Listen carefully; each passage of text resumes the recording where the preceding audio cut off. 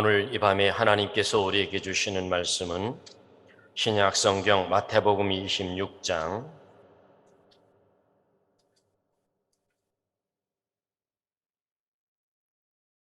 14절로 25절까지의 말씀, 찾으신 줄 알고 제가 한 절, 여러분들이 한 절 서로 교독하도록 하겠습니다. 끝절은 합독합니다. 14절입니다. 그때 12 중에 하나인 가룟 유다라 하는 자가 대제사장들에게 가서 말하되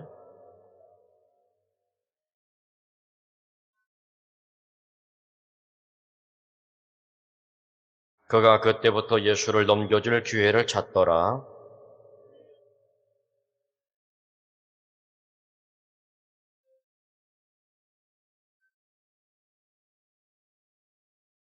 이르시되 성한 아모에게 가서 이르되 선생님 말씀이 내 때가 가까이 왔으니 내 제자들과 함께 유월절을 네 집에서 지키겠다 하시더라 하라 하시니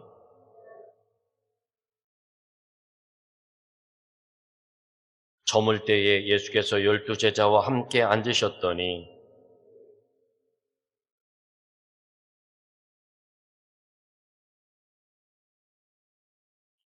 그들이 몹시 근심하여 각각 여짜오되 주여 나는 아니지요.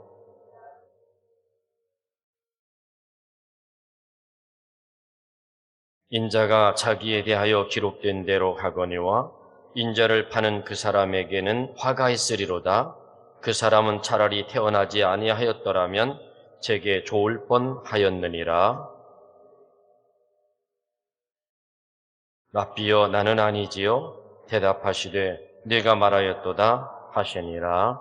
아멘. 할렐루야. 오늘도 이 밤에 믿음으로 나와 예배하는 여러분에게 수요 예배해 주시는 약속의 말씀의 복이 있길 주의 이름으로 축원합니다. 우리 옆 사람과 앞 사람과 인사 한번 나누겠습니다. 오늘도 인사합니다. 오늘도 말씀을 통해 은혜 받고 행복하시기 바랍니다.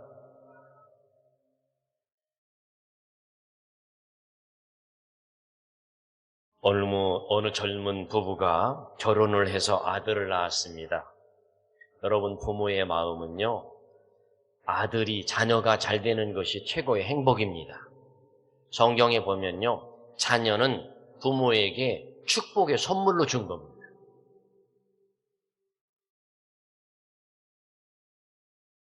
이 부부가 결혼을 해서 아들을 낳았는데 그 부모의 마음과 욕심이 이 아이를 세계적으로 유명하고 똑똑한 아이가 됐으면 하는 마음으로 날마다 아인슈타인 우유를 먹였습니다. 그런데 이놈이 초등학교 다니면서부터 보니까 영 세계적인 인물은 못 될 것 같아요. 그래서 우유를 바꿨습니다. 그래도 국내에 있는 서울대학이라도 가라고 서울 우유로 바꿨습니다. 그런데 이놈이 중학교를 가니 서울대는 고사하고 가까이 있는 곳도 못 갈 것 같아요. 그래서 아쉽지만 한 단계 또 낮추어서 우유를 바꿨는데 연세 우유를 먹였습니다. 그런데 아무리 봐도 실력이 연세 대학교를 가기에는 택도 없어요. 그래서 엄마 아빠의 마음을 더 비워서 더 낮춰서 건국대학교라도 가라고 건국 우유를 먹였어요. 역시나 이놈이 고등학교를 다니면서 건국대 근처도 못 갈 것 같아요. 그래서 우유를 또 바꿨는데 그 우유가 저지방 우유예요.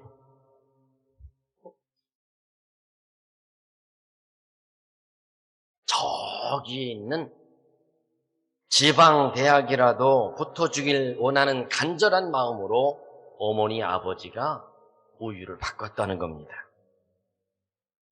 여러분, 이거 남의 얘기 같지 않지 않습니까? 우리도 자녀를 그렇게 키웠고 여기 계신 여러분들도 그렇게 키웠어요.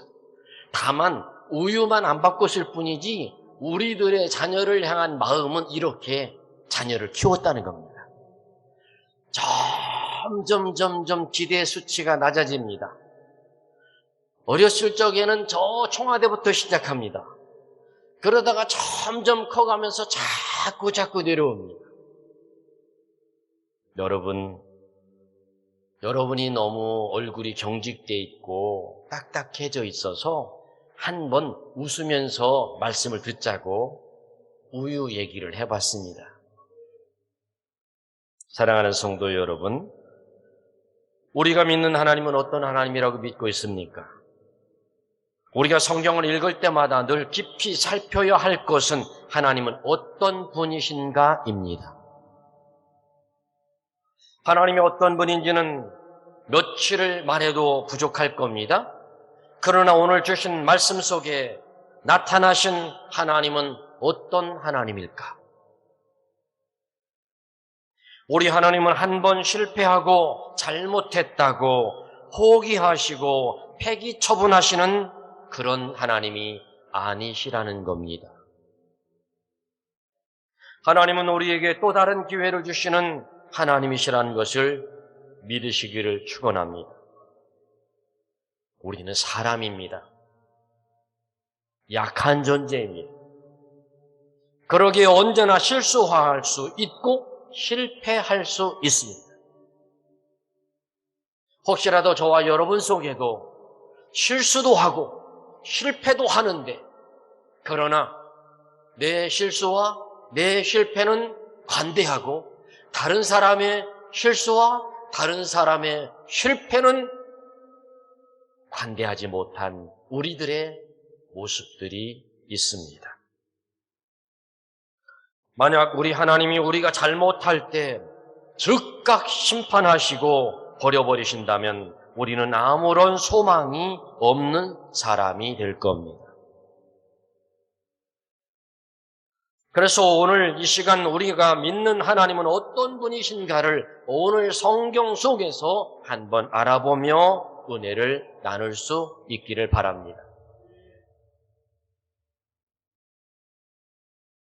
하나님은 오늘 어떤 분이신가? 그 첫 번째로 하나님은 누구에게나 기회를 주시는 하나님이십니다. 기회를 주세요. 우리가 비록 실수하고 죄를 지었어도 우리 하나님은 우리를 다시 회복시키셔서 사용하시기를 원하십니다.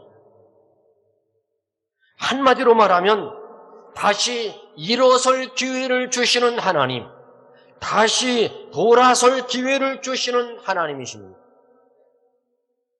그래서 우리는 희망과 소망이 있는 것입니다. 아멘. 그렇습니다. 여러분, 우리가 아는 인물 가운데 오늘 성경에 나오는 가룟 유다 잘 아시죠? 우리가 성경을 읽을 때마다 늘 그렇게 생각하고 늘 그렇게 말합니다. 가룟 유다는 나쁜 놈이고 베드로는 좋은 사람이다. 이렇게 우리는 알고 있습니다. 그러나 우리가 잘 아는 대로 이 두 사람은 똑같이 예수님을 배반했습니다. 베드로의 배반이나 가룟 유다의 배반이 별 다를 바가 없습니다. 베드로가 배반한 것이 가룟 유다의 배반보다 가볍다고 볼 수 없습니다. 우리가 살아가면서 문득문득 하나님을 외면하고 하나님 앞에 없어도 살 것처럼 살아온 그 모습이나 가룟 유다나 베드로나 다를 바가 없습니다.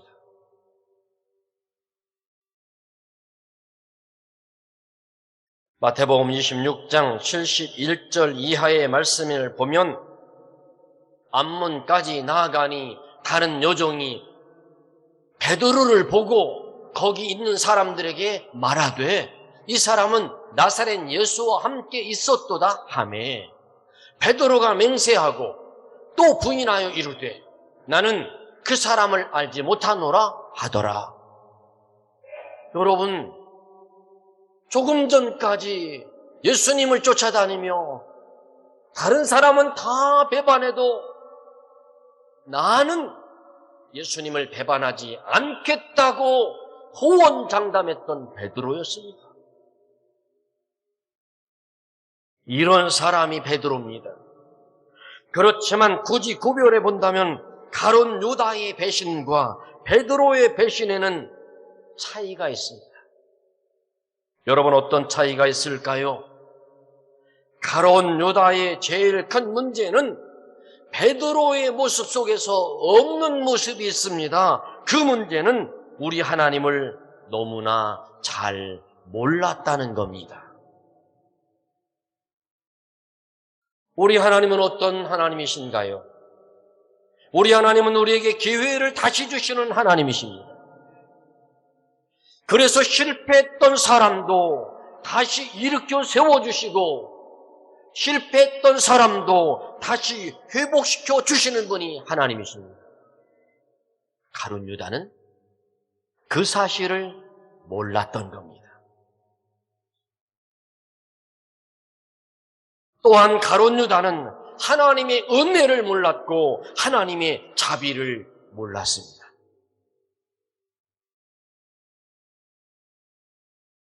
그러기 때문에 가룟 유다는 예수 그리스도의 죽음이 자신의 죄악을 위한 죽음이라는 사실을 몰랐습니다. 도리어 예수님이 죽는 것은 수치로 여겼다는 겁니다. 부끄러움으로 여겼다는 겁니다. 예수님이 여러 차례 나는 십자가에서 죽어야 된다라고 말씀하셨거든요.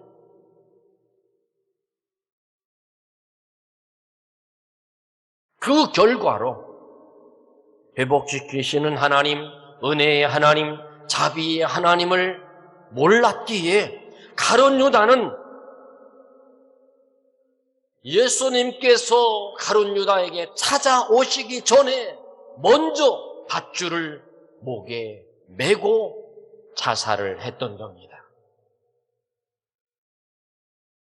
그리고는 하나님께서 다시 주실 은혜의 기회를 놓쳐버린 사람이 된 겁니다.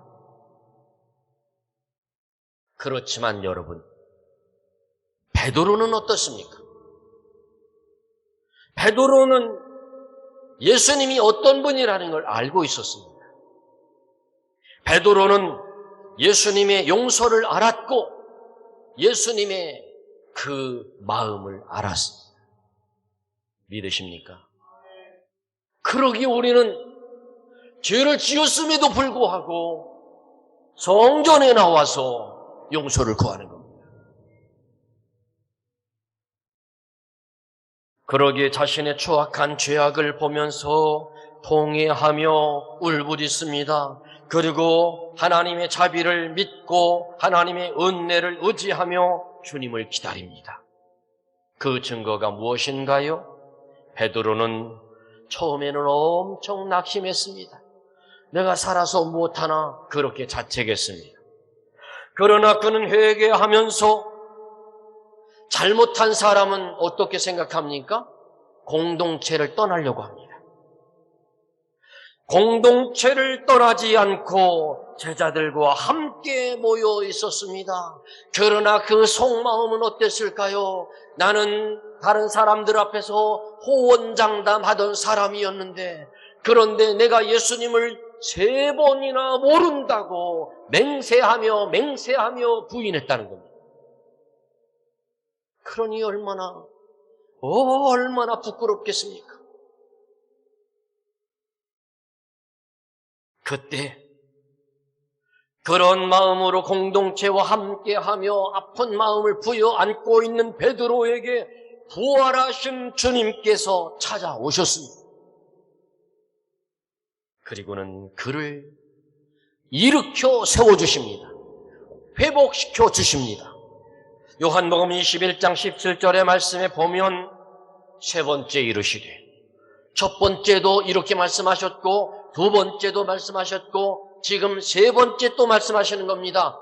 요한의 아들 시몬아, 네가 나를 사랑하느냐 하시니 주께서 세 번째 네가 나를 사랑하느냐 하심으로 베드로가 근심하여 이르되 주님 모든 것을 아시오매 내가 주님을 사랑하는 줄을 주님께서 아시나이다.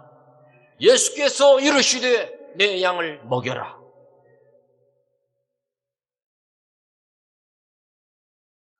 이 질문은 책망을 위한 질문이 아니었습니다.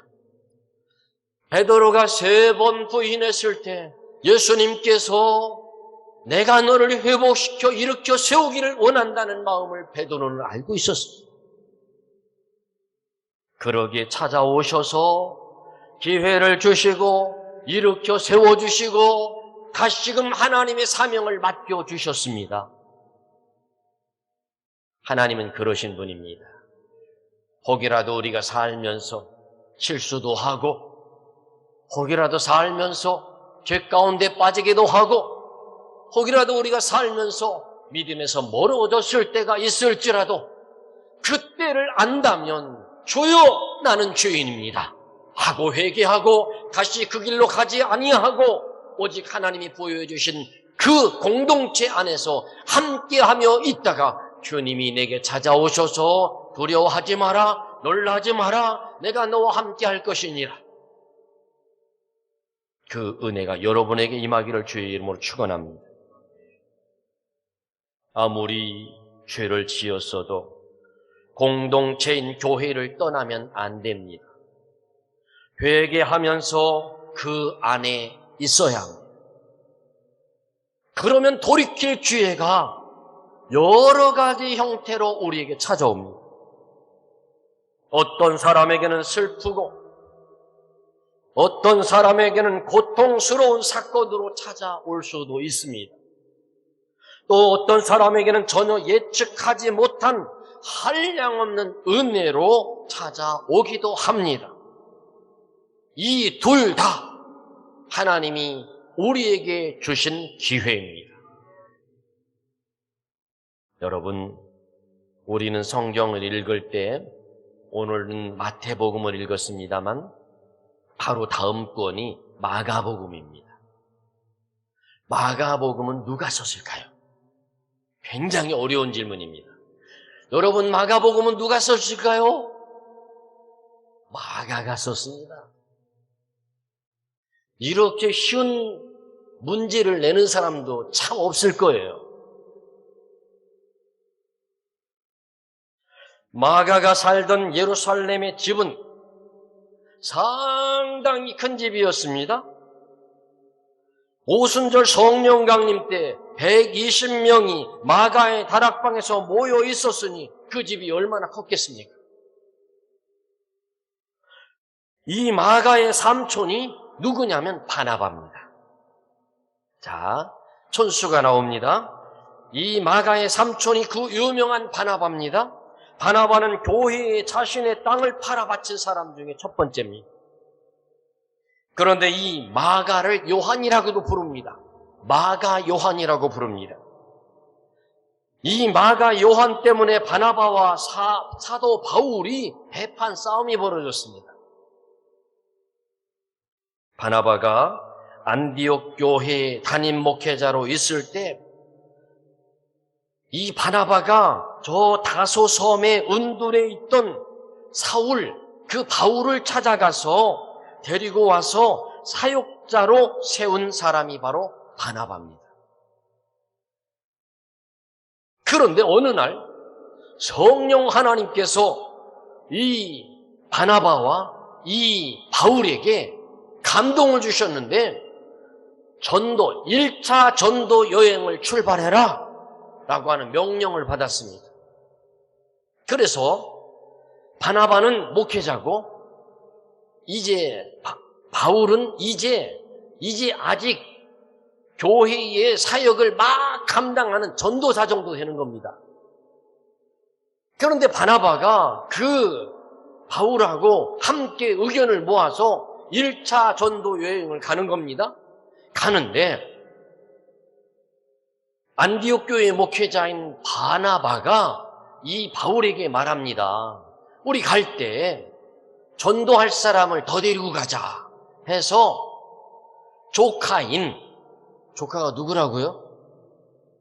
마가요. 마가를 데리고 출발합니다. 그런데 전도 여행을 끝까지 마쳤으면 좋았으련만 이 마가가 1차 전도 여행을 갔다가 중간에서 그만 집으로 돌아가겠다는 겁니다. 그래서 어쩔 수 없이 마가는 집으로 돌아갔고 바나바와 바울은 1차 전도 여행을 마칩니다. 그런데 이 마가가 집으로 돌아간 이유는 추측만 할 뿐이지 잘 몰라요. 한번 추측해 봤어요. 첫 번째, 재미가 없었든지, 두 번째, 핍박받는 것이 어려웠든지, 세 번째, 내 삼촌 바나바가 목회자인데 이제 전도사인 바울이 이렇게 해라 저렇게 해라 하니까 그것이 보기 기분 나빠서 에이 우리 삼촌이 그래도 먼저인데 우리 삼촌한테 이렇게 해라 저렇게 하라 하니까 기분 나빠서 돌아갔는지, 그거는 정확한 건 아니니까 천국 가면 알 거예요.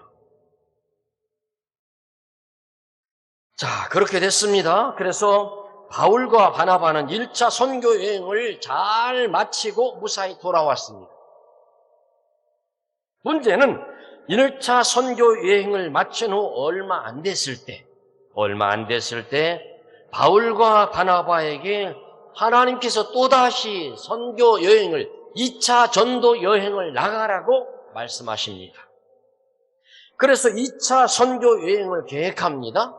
그런데 또 바나바가 누구를 데리고 가자고 했을까요? 또 마가를 데리고 가자고 했어요. 그러니까 아직까지 1차 전도여행 후유증이 가시지 않았는데 바나바와 바울이 여기서 의견 충돌이 벌어진 거예요. 바나바는 조카인 마가를 데리고 가자. 바울은 아니 1차 전도여행 때 집으로 돌아간 거 모르냐? 데리고 가지 말자. 여기서 부딪힌 겁니다. 부딪혀서 결론이 어떻게 났냐면 이들이 팀이 나누어지고 말았습니다. 전도팀이 나누어져서 그 전도팀이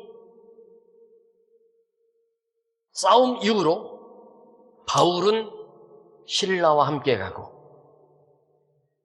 바나바는 조카 마가와 함께 가고 각각 따로, 바나바는 구브로로, 바울은 실라를 데리고 2차 선교 여행을 출발합니다. 각각 갔습니다. 자, 여러분, 이렇게 다투었으니 다시 얼굴 볼 일이 있겠습니까? 그런데 여러분, 오랜 세월이 지났습니다. 오랜 세월이 지나서 15년이 지났습니다. 2차 전도여행 갔다 오고 나서 이제 15년이 지났는데 이 바울 마음속에 이 마가가 전혀 없을 줄 알았는데 그게 아니고 골로새서 4장 10절의 말씀에 보면 마가가 바울과 함께 옥에 갇혀 있는 기록이 나옵니다. 거기에 바나바도 낀 것도 아니고 마가하고 바울하고 같이 전도를 하다가 감옥에 갇힌 이야기가 나오고, 또한 바울의 목회 사역을 마가에게 넘겨주는 것을 성경은 봅니다. 여러분, 이와 같이 빌레몬서 1장 24절에는 마가를 바울이 동역자라고 표현합니다. 이게 무슨 얘기입니까? 이게 무슨 얘기냐면 중요한 것은 하나님은 마가가 1차 전도 여행에서 집으로 돌아갔어도 그를 다시금 그 자리에만 있으면 그를 다시 불러서 하나님의 사역자로 쓰신다는 겁니다. 중요한 것은 그 공동체를 떠나면 안 된다는 겁니다. 성도들 가운데는 혹은 이런 일에 마음이 안 들고 저런 일에 마음이 안 들어서 그냥 있습니다. 열심도 내지 않고 그냥 있습니다. 어떤 사람은 싫다고 떠나기도 하고, 그러나 떠나지 않고 열심을 내어 하나님 앞에 충성하면 하나님이 일꾼으로 불러 쓰신다는 겁니다. 로마서 8장 28절의 말씀에 우리가 알거니와 하나님을 사랑하는 자 곧 그의 뜻대로 부르심을 입은 자들에게는 모든 것이 합력하여 선을 이루느니라. 기회를 주시는 하나님을 찬송하기를 바랍니다. 질병이 우리에겐 기회가 될 수 있습니다. 교통사고가 우리에게는 기회가 될 수 있습니다. 혹여라도 사업의 실패가 우리에게 기회가 될 수 있습니다. 내 생각대로 안 되었다고 너무 속상해하지 마시고 하나님은 합력하여 선을 이루시는 것을 믿으시고 하나님 앞에 바로만 서 계시면 하나님은 우리를 불러서 귀하게 쓰시는 것을 믿으시길 바랍니다. 두 번째로 하나님은 우리가 죄를 회개할 기회를 주시는 하나님이십니다. 우리 하나님은 우리가 아무도 모르는 사이에 우리가 하나님을 떠나 마귀의 종노릇하고 있을 때에도 반드시 돌아올 기회를 주시고 돌이킬 기회를 주시는 하나님이십니다. 가룟 유다는 예수님을 은 30에 팔고 예수님을 넘겨줄 기회를 찾았습니다. 그런데 여러분 보세요. 성경을 보면 우리 주님은 그가 주님을 배반할 기회를 찾고 있음을 알면서도 그에게 돌이킬 기회를 주십니다. 21절 이하에 보면 그들이 먹을 때에 이르시되 내가 진실로 너희에게 이르노니 너희 중에 한 사람이 나를 팔리라 하시니 그들이 몹시 근심하여 각각 여짜오되 주여 나는 아니지요. 대답하여 이르시되 나와 함께 그릇에 손을 넣는 그가 나를 팔리라. 가르쳐 주셨지요? 예수님께서 식사하시며 일부러 말씀하십니다. 가룟 유다도 들으라고 말씀하십니다. 그런데 이상하지요.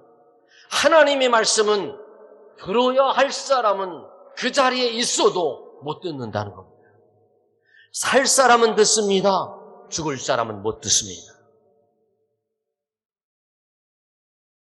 그래서 제자들이 너도 나도 할 것 없이 주님 저는 아니지요 라고 말합니다. 그래도 주님은 계속 말씀하십니다. 나와 함께 그릇에 손을 넣는 자가 나를 팔리라.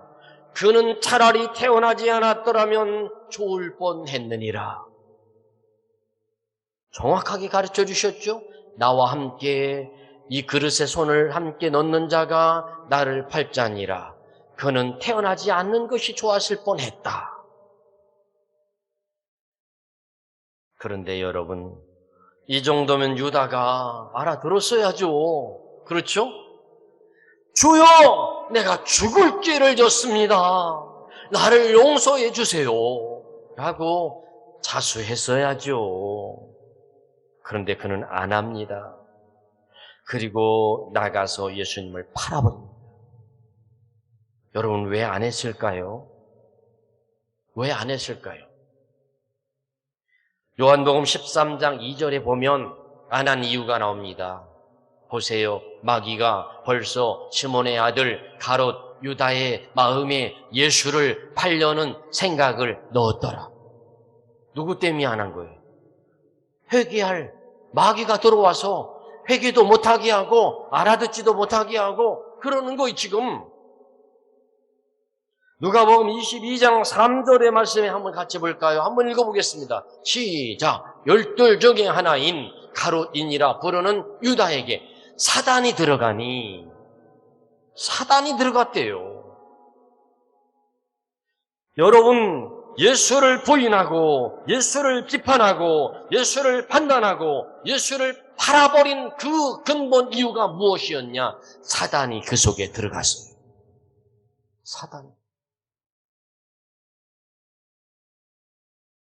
여러분, 우리는 어떻습니까?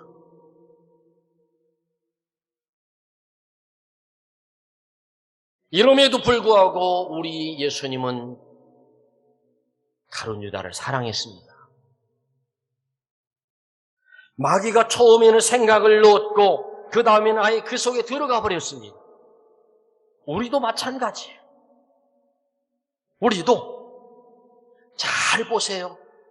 사단의 속성, 마귀의 속성, 불평하고 불만을 갖고 비방하고 비판하고 왜곡하고 해적하고 왜 그럴 것 같아요? 나는 아니라고요. 내 안에는 사단이 절대 안 들어온다고요. 여러분, 처음에는 생각 속에 사단이 생각을 넣습니다. 그리고 아주 더 심해지면 그 속에 들어가 앉아버립니다. 여러분, 그럴 수 있습니다. 우리가 잘 알아야 됩니다. 그럴 때 넘어지는 겁니다. 그럴 때 사고가 나는 겁니다. 그럴 때 다치는 겁니다. 여러분, 우리가 그냥 다치고 그냥 넘어지고 그냥 쓰러지지 않습니다. 가룟 유다가 이렇게 생각 속에 사단이 생각을 넣어주고 그리고 그 다음에는 가룟 유다가 회개하지 아니하니까 그 속에 들어가 앉아버렸습니다. 그리고 예수님이 말씀하시는데도 알아듣지 못합니다. 그리고 나가서 예수님을 팔아버립니다. 주님이 오실 때까지 기다리지 않고 회개하지 않습니다. 그는 바로 사단이 속에서 속삭입니다. 야, 세상 뭐 있어? 죽으면 끝나는 거야. 세상 뭐 있어? 죽으면 끝나는 거야. 이렇게 그 속에서 부하내동시킵니다. 그래서 사도 바울은, 그래서 가룟 유다는 예수님이 오실 때까지 기다릴 수도 없었고 사단의 그 매임에 붙잡혀서 그는 죽고 맙니다. 여러분 어떻습니까? 주님은 지금도 우리에게 회개의 기회를 주십니다. 명심할 것은 가룟 유다는 주님 곁에 늘 있었습니다. 주님과 함께 제자들과 함께 있었습니다. 그럼에도 불구하고 무서운 죄를 멈추지 않았습니다. 우리 역시 그럴 수 있음을 알아야 합니다. 우리도 교회를 열심히 나오고 우리도 교회를 봉사를 열심히 하고 우리도 교회의 기도 생활을 열심히 하지만 그럼에도 불구하고 우리 안에 주님이 기뻐하시지 않는 죄가 있을 수 있습니다. 어찌해야 됩니까? 사단이 이를 이용해서 넘어뜨리려고 온갖 짓을 다 합니다. 여러분, 세월이 지나서 보면 내가 사단에 속았구나. 내가 마귀에게 속아버렸구나. 이걸 알 때는 후회합니다. 우리가 방심하면 넘어집니다. 조금만 방심하면 사단의 종노릇합니다. 그것을 미처 모를 때가 얼마나 많은지가 모릅니다. 그러기에 오늘 우리가 주님을 믿으면서 잘못하고 있는 죄가 무엇인지 돌아보시기를 주의 이름으로 축원합니다. 혹시 여러분 중에 죄 가운데 있다가 기회를 놓친 사람이 있습니까? 혈기 때문에 또는 무서운 죄로 인하여 기회를 놓친 사람이 있습니까? 주님은 이런 사람들에게 기회를 주시고 있습니다. 예수님께서는 가늠하다가 잡혀온 현장에서 잡혀온 여인에게 말씀을 하십니다. 모두가 다 돌을 들고 서 있습니다. 돌로 쳐서 죽이겠다는 겁니다. 예수님께서 말씀하십니다. 얘들아, 너희들 중에 죄 없는 자가 그래 돌로 쳐서 죽여라. 보았더니 돌을 들고 있던 사람들이 아무도 없습니다. 왜요? 모두가 다 죄를 갖고 있었기 때문이었습니다. 죄 없는 사람이 없었기 때문에 그렇습니다. 그러자 예수님께서 말씀하십니다. 너를 정죄한 자가 어디 있느냐? 나도 너를 정죄하지 아니하노니 가서 다시는 죄를 범하지 말라. 분명 주님께서는 우리 죄를 용서하여 주신다고 말씀합니다. 다시 기회를 주시겠다고 말씀하십니다. 우리를 용서하시고 기회를 주시는 조건은 다시 그와 같은 죄를 범하지 말라. 우리 주님은 여러분에게 이 시간 기회를 주셨습니다. 그리고 주님 앞에 엎드려 회개의 삶을 사시기를 바랍니다. 그리고 세 번째로 주님을 섬길 기회를 우리에게 주시는 하나님이십니다. 18절 말씀에 이르시되 성안 아무에게 가서 이르되 선생님 말씀이 내 때가 가까이 왔으니 내 제자들과 함께 유월절을 네 집에서 지키겠다 하시더라 하라 하시니. 여러분 이 화면 좀 띄워주세요. 보세요. 여기 말씀 속에서 한번 넘어가 보세요. 이르시되 성안에, 그렇죠? 이르시되 성안 아무에게 가서, 이거를 한번 제가 우리 서로 한번 해석해 보자고요. 우리는 생각할 때 여기에서 아무에게라는 단어를 그냥 모르는 그 사람에게 가서라고 생각합니다. 그죠? 근데 그렇지 않아요. 우리 예수님은 성 안에 누구라는 사실을 분명하게 알고 가서 말하라는 겁니다. 그런데 이 말씀을 받은 사람이 누구냐라고 성경을 짚어 가다 보면 이미 주님께서 마음이 정해놓으신 사람이 있으셨는데 그 집은 마가 요한의 집이었다는 겁니다. 그래서 여기서 아무는 마가의 부친을 의미한다는 겁니다. 우리 주님은 어떤 사람을 지정해서 그에게 주님을 섬길 기회를 주시고 계십니다. 성경을 보면 주님은 늘 여러 사람에게 섬길 기회를 줍니다. 예루살렘에 입성하실 때 당나귀의 주인에게 섬길 기회를 주셨습니다. 마리아에게 향유 옥합을 깨트리는 주님을 섬길 기회를 주십니다. 삭개오에게도 마태에게도 내가 오늘 너희 집에 들어가서 유하여야 되겠다라고 섬길 기회를 주셨습니다. 가끔가다 목회자인 제가 주님의 이름으로 여러분 누구에겐가 권사님이 요 성물 좀 해놓으시지요 라고 했다 칩시다. 그러면 그것이 목사가 아무것도 모르고 어렵고 힘들게 사는 사람한테 권사님, 집사님이 이것 좀 해놓으시죠 라고 한 것이 목사님은 알지도 못하면서 시험이 들어서 목사님은 아무한테나 그런 거 시킨다고 그렇게 삐지시지는 않는지요. 그런데 성경에 보니까 예수님은 대놓고 말씀하셨다는 겁니다. 저기에서 아무에게도 분명히 정해놓고 말씀하신 거라는 겁니다. 아리마대 사람 요셉에게 자기의 무덤을 통하여 주님을 섬길 기회를 주십니다. 제가 목회하면서 가끔 그런 생각을 할 때가 있습니다. 목사님, 제가 목사님 식사 대접 한번 하고 싶습니다. 그런 분들이 있어요.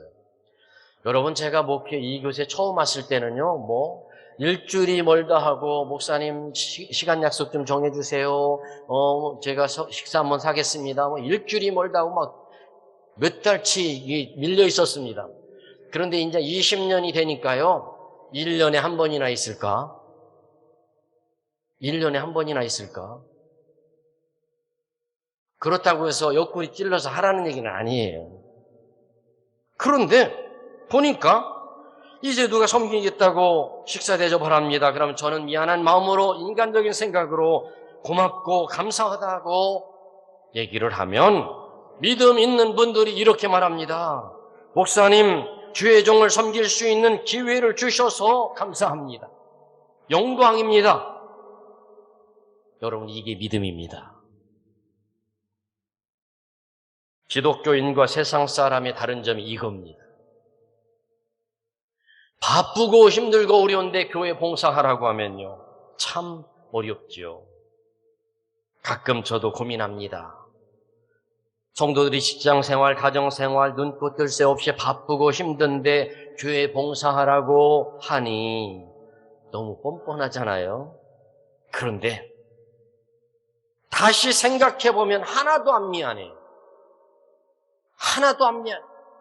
왜냐하면 여러분이 한 그 봉사와 그 섬김을 통하여 하나님이 여러분에게 복을 주시는 겁니다. 나한테 주는 게 아니에요. 복 받는 것은 교회가 받는 것이 아니고 목사가 받는 것이 아니고 복은 섬기는 그 사람 자신이 받는다는 겁니다. 그래서 훌륭한 목회자는 성도들이 없는 시간 쪼개서 기도하게 시키고 없는 시간 쪼개서 봉사하게 시키고 없는 물질 쪼개서 헌금하게 시키는 것이 훌륭한 성도들이 잘 살고 복되고 형통하고 하늘의 상을 만들어주는 목사라는 겁니다. 저는 그런 재주가 없어요. 그렇게를 잘 못해요. 제가 혹시라도 여러분들에게 개인적으로 전화해서 집사님, 밥 좀 한번 사세요. 내가 집사님 밥 좀 먹어야겠어. 이렇게 한 사람 있으면 손 들어보세요. 한 사람도 없어요. 여러분, 우리 모두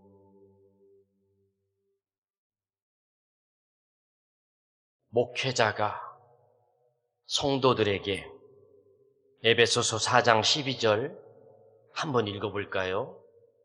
에베소서 4장 12절 이는 성도를 온전하게 하여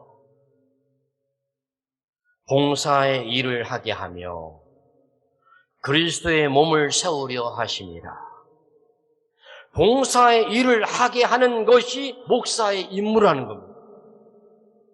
혹이라도 여러분, 제가 여러분들에게 이것도 해라, 이것도 해라, 이것도 해라 할 때 좀 벅차더라도